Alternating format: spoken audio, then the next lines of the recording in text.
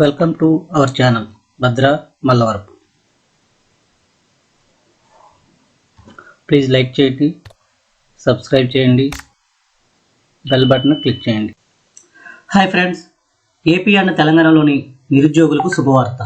మనం ఎప్పుడా అని ఎదురు చూస్తున్న CGL 2021 నోటిఫికేషన్ రిలీజ్ అయ్యింది. ఓకే, ముందుగా మనం ఈ వీడియోలోకి వెళ్ళిపోయే ముందు మన ఛానల్ ఎవరైనా ఫస్ట్ టైం చూస్తున్నట్టయితే కనుక వాళ్ళందరూ కూడా కింద ఉన్న సబ్స్క్రైబ్ బటన్ని క్లిక్ చేసి ఆల్ బెల్ ఐకాన్ క్లిక్ చేసి ఆల్ నోటిఫికేషన్స్ మీద క్లిక్ చేయండి. ఎందుకంటే మన ఛానల్లో ఏదైనా నోటిఫికేషన్ రిలీజ్ అవ్వగానే ప్రతి నోటిఫికేషన్ కూడా మన ఛానల్లో ముందుగా వస్తుంది.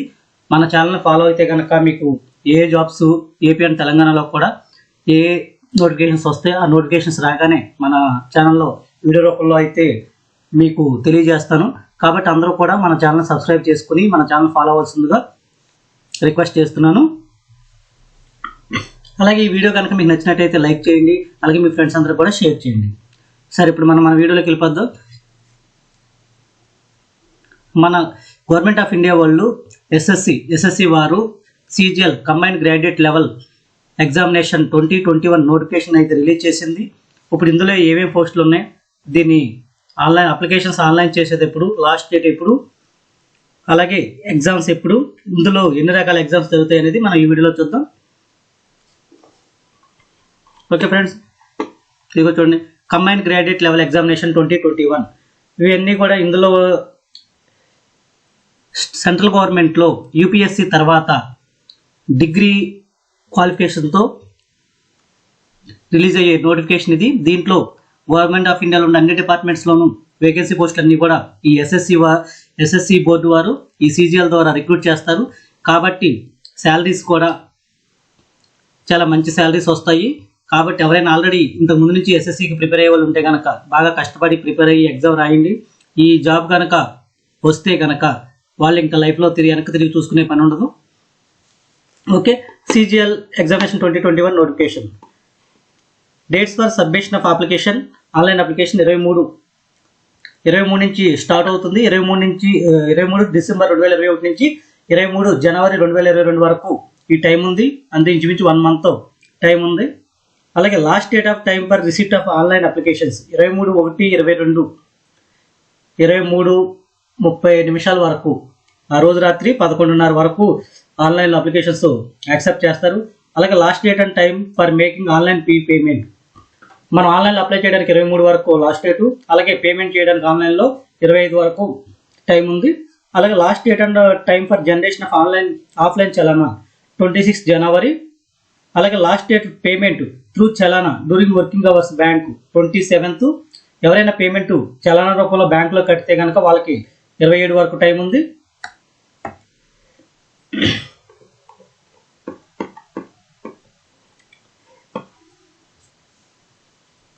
అలాగే dates for window for application form correction including online payment. ఒకవేళ అప్లికేషన్ సబ్మిట్ చేసి పేమెంట్ కూడా కట్టేశాక మనం ఏదైనా అప్లికేషన్లో మార్పులు చేసుకోవాలంటే కనుక దానికి 28 జనవరి 2022 నుంచి 1 ఫిబ్రవరి 2022 వరకు టైం ఇచ్చారు. అలాగే schedule of computer based examination tier 1 April 22లో ఈ టైర్ 1 ఎగ్జామినేషన్ అనేది జరుగుద్ది. అలాగే dates of tier 2 examination descriptive paper tier 3 to be notified later. మీకు ప్రజెంట్ ఏప్రిల్ 22లో టైర్ 1 ఎగ్జామినేషన్ అయితే జరుగుతుంది. అలాగే టైర్ 2 టైర్ 3 అనేది డేట్స్ తర్వాత ఇంటిమేట్ చేస్తామన్నారు. సరే, ఇప్పుడు పోస్టులు, డీటెయిల్స్ ఆఫ్ పోస్టులు ఏమేమి ఉన్నాయి అనేది ఇక్కడ మనం ఒకసారి చూద్దాం. చూడండి ఫ్రెండ్స్, ఇది name of the post, name of the department, classification of post, age limit. ఇందులో సెంట్రల్ గవర్నమెంట్ పోస్టులో గెజిటెడ్ క్యాడర్లో group A, group B, group C అని ఉంటాయి. ఇందులో మనకి SSCలో ఇచ్చే పోస్ట్ అన్నీ కూడా గ్రూప్ B, గ్రూప్ C కిందకు వస్తాయి. దానికి సంబంధించిన ఏ డిపార్ట్మెంట్స్లో వేకెన్సీస్ ఉన్నాయి, ఏ డిపార్ట్మెంట్ దానికి ఏజ్ లిమిట్ ఎంత అనేది మనం ఒకసారి చూద్దాం. అలాగే మీకు డీటెయిల్డ్ నోటిఫికేషన్ అనేది కూడా లింక్ నేను ఈ వీడియో కింద డిస్క్రిప్షన్లో ఇస్తాను. మీకు ఎవరైనా నోటిఫికేషన్ కావాలనుకున్న వాళ్ళు దాన్ని ఈ లింక్ ద్వారా డౌన్లోడ్ చేసుకోవచ్చు. అలాగే అప్లై చేసే వెబ్సైట్ కూడా అడ్రస్ కూడా నేను కింద డిస్క్రిప్షన్లో ఇస్తాను. దాని ద్వారా కూడా మీరు వెళ్ళి OTPR ద్వారా మీరు ఆన్లైన్లో అప్లై చేసుకోవచ్చు. ఓకే ఫ్రెండ్స్, పోస్టులు చూడండి. ఇక్కడ assistant audit officer Indian audit accounts and department కాగ్లో ఇది గ్రూప్ బి, దీని ఏజ్ 18 to 30. అలాగే అసిస్టెంట్ అకౌంట్స్ ఆఫీసర్, తర్వాత assistant section officer, assistant ASO ఇవన్నీ డిఫరెంట్ డిపార్ట్మెంట్లో ఏఎస్ఓ. దీనికి ఒక్కో పోస్ట్కి ఒక్కొక్క ఏజ్ క్వాలిఫికేషన్స్ ఉంది. కొన్ని 18 to 30 ఉన్నాయి, కొన్ని 20 to 30 years ఉన్నాయి. మీరు పోస్ట్ వైజ్గా చూసుకోండి. Next assistant administration department organisation, assistant section officer administrative department, మిగతా డిపార్ట్మెంట్లో ఉన్న అసిస్టెంట్ సెక్షన్ ఆఫీసర్స్. తర్వాత inspector of income tax CBDT, central board of direct ట్యాక్సెస్లో ఇన్కమ్ ట్యాక్స్ డిపార్ట్మెంట్లో inspector, IT inspectors group C కిందకు వస్తుంది. దీనికి ఏజ్ 18 to 30. అలాగే inspector CGST and central excise, ఇది జిఎస్టీ డిపార్ట్మెంట్లో సెంట్రల్ ఎక్సైజ్లో ఇన్స్పెక్టర్ పోస్టు, ఇది గ్రూప్ బి కిందకు వస్తుంది. దీని ఏజ్ 18 to 30. అలాగే ఇన్స్పెక్టర్ ప్రివెంటివ్ ఆఫీసర్ సిబిఐసిలో group B 18 to 30 years. Inspector examiner CBIC group B 18 to 30 years. Assistant enforcement officer director of enforcement డిపార్ట్మెంట్లో ఇది గ్రూప్ బి కిందకు వస్తుంది. తర్వాత sub inspector central bureau of investigation, తర్వాత inspector central bureau of narcotics, ఇది group కిందకు వస్తుంది 18 to 30 years. Assistant superintendent Indian coast guard, ఇది group B 18 to 30 years. Assistants other డిపార్ట్మెంట్స్లో assistant national company law appellate tribunal, group B 18 to 30 years. Research assistant national human rights commission NHRC, group B 18 to 30 years. Divisional accountant offices under CAG కింద పనిచేసే డిపార్ట్మెంట్స్లో ఈ post ఉంటుంది, group B 18 to 30 years. Sub inspector NIA national investigation ఏజెన్సీలో group B 18 to 30 years. Junior statistical officer JSO, ఇది statistics డిపార్ట్మెంట్లో group B 18 to 32 years. అలాగే statistical investigator grade 2 register general of India, group B 18 to 30 years. Auditor office under CAG, group C cadre కిందకు వస్తుంది 18 to 27 years. Auditor other డిపార్ట్మెంట్స్లో group C కిందకు వస్తుంది, ఇది 18 to 27 years. అలాగే auditor offices under CGDA, group C 18 to 27 years. Accountant offices under CAG, group C cadre 18 to 27 years. Accountant junior accountant other డిపార్ట్మెంట్స్లో group C cadre 18 to 27 years. దీనికి కూడా senior secretary assistant upper division clerks, minister of electronics and information technology, group C 18 to 27 years. అలాగే senior secretariat assistant upper division clerks, central government offices ministries other than CSCS other cadres, group C cadre 18 to 27 years.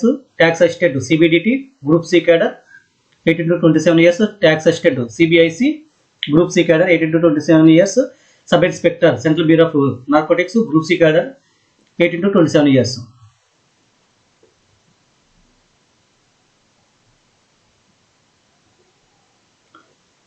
ఇప్పుడు note 1. The commission makes a final allotment of post on the basis of merit cum preference of post given by the candidate. మనం ఇచ్చిన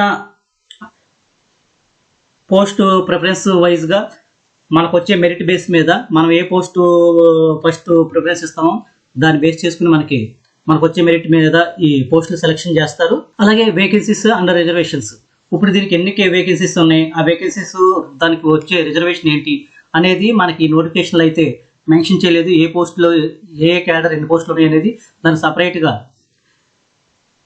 వెబ్సైట్లో ఒక కాలం ఉంది, అందులోకి వెళ్ళి మనం check చేసుకోవాలి. ఇదిగో చూడండి, vacancies will be determined in due course.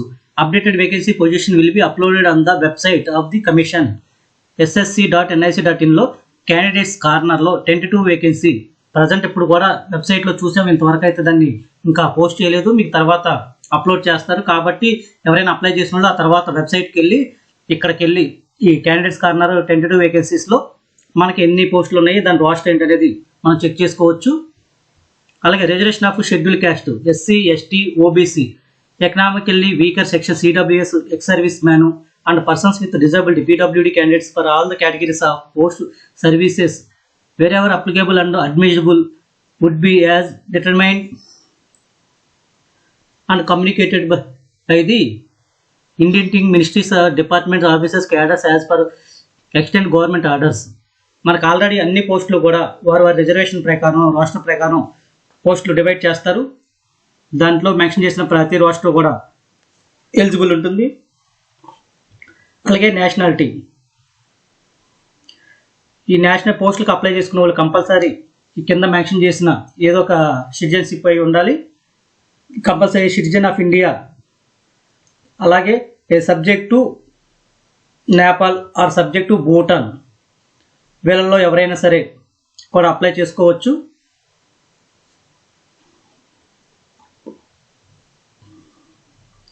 Next age limit. Age limit వచ్చేసి 1/1/2022 నాటికి పోస్ట్ వైజ్గా ఇక్కడ నోటిఫికేషన్లో ఏజ్ రిలాక్సేషన్ ఇచ్చాడు.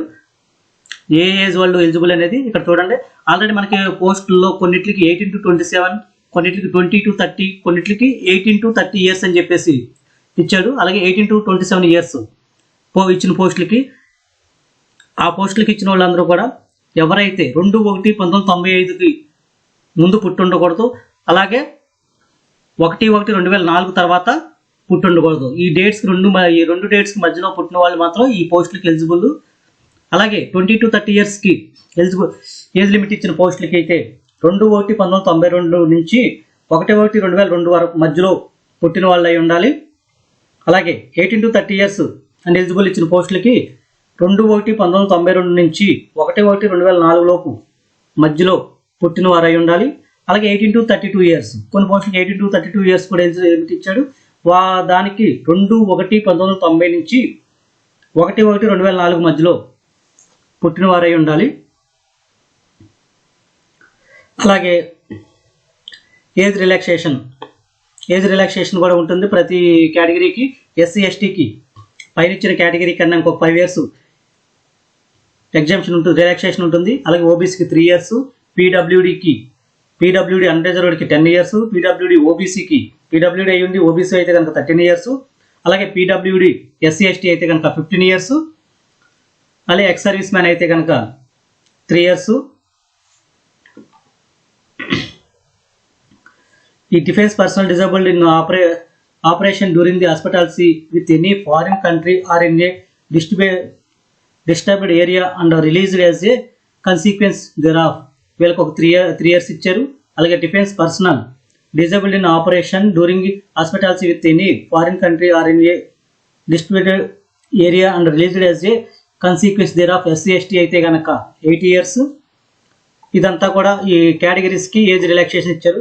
అలాగే additional permission relaxation upper age limit for group C post, ఇవన్నీ కూడా గ్రూప్ బి అలాగే గ్రూప్ సికి కొంత ఎడిషనల్ రిలాక్సేషన్ ఇచ్చారు.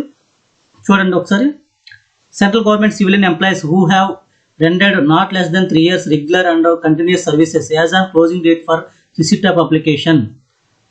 ఇందులో కనుక 3 years సర్వీస్ ఉండే కనుక వాళ్ళకి 40 years వరకు ఏజ్ లిమిట్ ఇచ్చారు. అలాగే central government civilian employees SC ST who have rendered not less than 3 years regular and continuous service as on closing date of receipt of application up to 45 years. Widows, divorced women judicially separated and who are not remarried, వాళ్ళకి up to 35 years of age.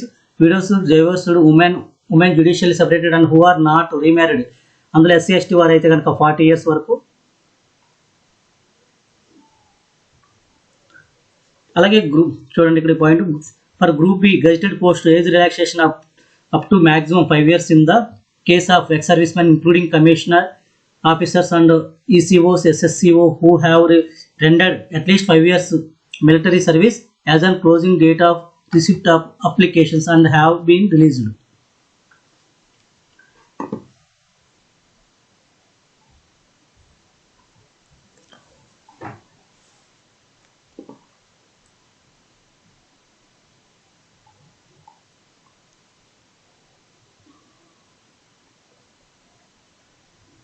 Next, process of certification and the format of certificates. Candidates who wish to consider against reserved vacancies or seek age relaxation must submit requisite certificate from the competent authority in the prescribed format when such certificates are sought by concerned regional officers at the time of skill test document verifications. Otherwise, their claim for SC, ST, OBC, EWS, PWD, ESM category will not be entertained and their candidature application will be considered as under reserved. మనం అయితే ఏదైతే certificate reservation మనం apply చేస్తున్నామో ఆ reservation at the time of వెరిఫికేషన్కి మనం submit చేయకపోతే కనుక మనల్ని వాళ్ళు ఓపెన్ కేటగిరీ కింద ట్రీట్ చేస్తారు.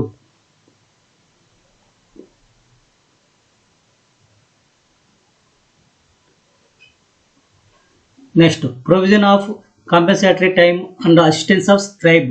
In case of persons with benchmark disabilities in the category of blindness, locomotor disability, both arms affected BA and cerebral palsy, and the facility of scribe is provided if desired by the candidate. ఎవరైనా blind people ఉంటే కనుక వాళ్ళకి స్క్రైబ్ని allot చేస్తారు.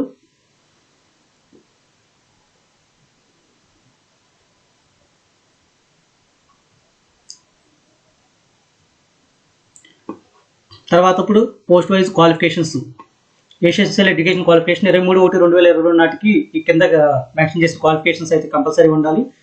Assistant audit officer bar assistant accounts ఆఫీసర్కి compulsory ఉండాల్సిన qualification bachelor of degree from recognised university.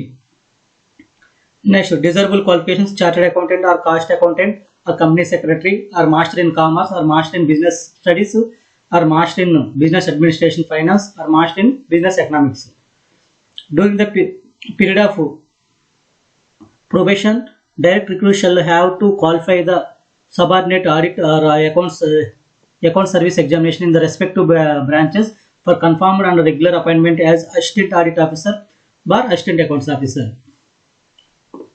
Next, junior statistical officer will compulsory recognized university నుంచి degree ఉండాలి. అలాగే 12th స్టాండర్డ్లో మ్యాథమెటిక్స్లో 60% మార్క్స్ ఉండాలి, లేదా బ్యాచిలర్ ఆఫ్ డిగ్రీలో ఏదో ఒక సబ్జెక్టు స్టాటిస్టిక్స్ ఉండాలి. వీళ్ళు మాత్రమే జూనియర్ స్టాటిస్టికల్ ఆఫీసర్కి ఎలిజిబుల్. అలాగే statistical investigator grade 2, investigator grade 2, bachelor degree any subject with statistics as one of the subjects from recognised university. The candidate must have studied statistics as a subject in all the 3 years or all the 6 semesters of the graduation course. దీనికి compulsory ప్రతి year కూడా ఒక subject statistical ఉంటేనే వాళ్ళు statistical investigator grade 2కి eligible. అలాగే assistant in national company law appellate tribunal NCLAT, essential qualification bachelor of degree from recognised university. అలాగే desirable qualification degree in law from recognised university. Next, research assistant in national human rights commission NHRC, compulsory qualification degree ఉండాలి. అలాగే డిజరబుల్ qualifications minimum 1 year research experience in recognised university or recognised research institution. అలాగే degree in law human rights from recognised university. All other పోస్ట్కి, ఈ పోస్టులు కాకుండా remaining post అన్నిటికీ కూడా bachelor of degree from recognised university or equivalent. ఇవన్నీ కూడా 23/1/2022 నాటికి కంపల్సరీగా డిగ్రీ క్వాలిఫికేషన్ అయితే కంపల్సరీ ఉండాలి.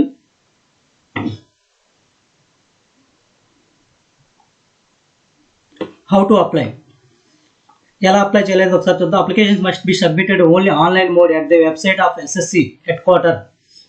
చూడండి, ఇక్కడ ఈ వెబ్సైట్ నేను ఆల్రెడీ మీ డిస్క్రిప్షన్లో కూడా ఇస్తాను. ఇది ssc.nic.in. For detail instructions please refer to Annexure 3 and Annexure 4. Sample proforma one-time registration and online applications from are attached as Annexure 3A and Annexure 4A respectively. మీకు ఎలా అప్లై చేయాలి అనేది దీని గురించి ప్రొఫార్మా కింద ఈ నోటిఫికేషన్ కింద శాంపుల్ ప్రొఫార్మా ఇచ్చారు. మీరు ఈ నోటిఫికేషన్ డౌన్లోడ్ చేసుకుని ఆ డీటెయిల్గా ఎలా అప్లై చేయాలి అనేది మీరు చూడొచ్చు.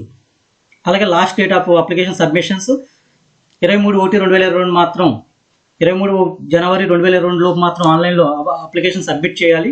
ఇది మాత్రం మర్చిపోమాకండి. Application fee 100 rupees. అలాగే ఇందులో ఉమెన్స్కి, SC, ST, PWD ex service మెన్కి మాత్రం ఫీజు ఎగ్జామ్షను. అలాగే ఈ పేమెంట్ భీమ్ UPI ద్వారా పే చేయొచ్చు, నెట్ బ్యాంకింగ్ ద్వారా పే చేయొచ్చు, Visa, master card, master, RuPay credit card or debit card ద్వారా కూడా పే చేయొచ్చు. అలాగే ఆఫ్లైన్లో SBI బ్రాంచెస్ ద్వారా చలానా జనరేట్ చేసి ఆ చలానా తీసుకెళ్ళి మీరు SBI బ్యాంక్లో కూడా పేమెంట్ చేయొచ్చు. 23 వరకు అప్లై చేయడానికి లాస్ట్ డేటు, 25 వరకు పేమెంట్ చేయడానికి లాస్ట్ డేటు. ఒకవేళ మాన్యువల్గా చలానా పేమెంట్ చేస్తే కనుక వాళ్ళకి లాస్ట్ డేట్ వచ్చేసి 27వ తారీఖు వరకు ఉంటుంది. అలాగే మీరు అప్లికేషన్ సబ్మిట్ చేశాక window for application form correction 28/1 నుంచి 21/2/2022 వరకు మీకు టైం ఉంటుంది. ఈ టైంలోపు ఎవరైనా మీరు ఏదైనా చేంజెస్ ఉంటే కనుక చేంజ్ చేసుకోవచ్చు.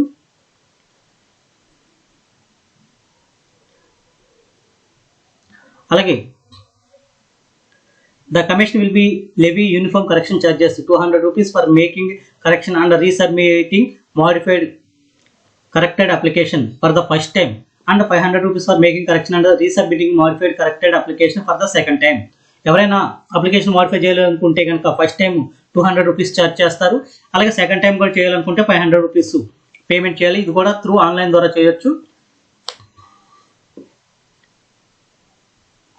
సెంటర్స్ ఫర్ ఎగ్జామినేషన్ మనకి రీజన్ బట్టి ఈ సెంటర్స్ ఎగ్జామినేషన్ సెంటర్స్ సెలెక్ట్ చేశారు. మన ఆంధ్ర అండ్ తెలంగాణ వచ్చేసి సదరన్ రీజన్లోకి వస్తుంది కాబట్టి ఈ సదరన్ రీజన్లో ఆంధ్రప్రదేశ్, పుదుచ్చేరి, తమిళనాడు, తెలంగాణ ఈ 4 స్టేట్స్ వచ్చేసి మన సదరన్ రీజన్లో ఉన్నాయి. మనకి వచ్చేసి ఎగ్జామినేషన్ సెంటర్స్ ఒకసారి చూడండి. చీరాల, కడప, గుంటూరు, కాకినాడ, కర్నూలు, నెల్లూరు, రాజమండ్రి, తిరుపతి, విజయనగరం, విజయవాడ,